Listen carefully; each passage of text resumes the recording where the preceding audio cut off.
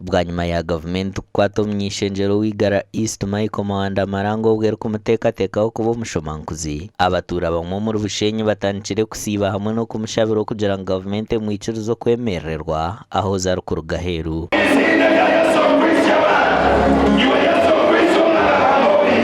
Mbwenu tuferirwe ekintu kihango munonga, abaana babiri atwatira mukono, aba university, aba secondary, aba primary bari omu byaro nibabonabona. Tibisa President Museveni atugirire embabazi tweriizooba okutwateekaho okusiiba n'okushaba aha Igara East constituency. Tushabire Honorable Mawanda abase kuruga omu kihome. Okushaba kwebembirwe Bishop Adam Kwasa kandi agambira ahabwenki batandikire kusiiba hamwe n'okushabira omujwekyerwa waabo.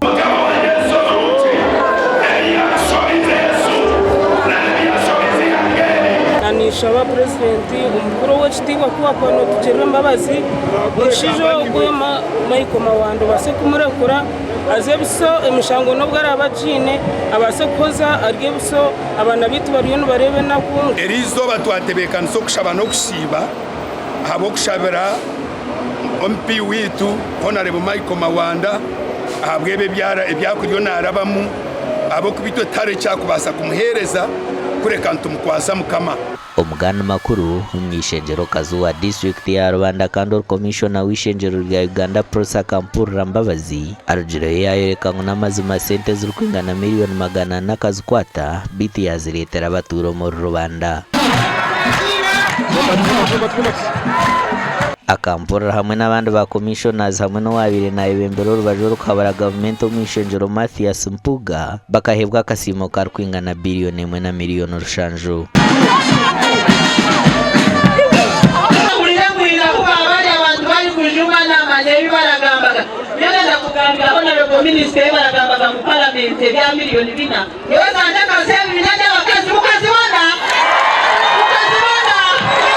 Mugendoka mu maka ganyu mugwanise okugwanira mu maka ekimu ruzungu tuleta domestic violence.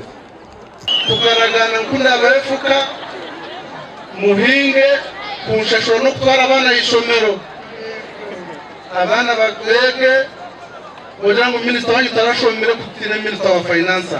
Stephen Kasyabo orikwebembera district ya Rwanda yorekere omwe aha bintu ebi gavumenti eriyo nekora omu kyangeki.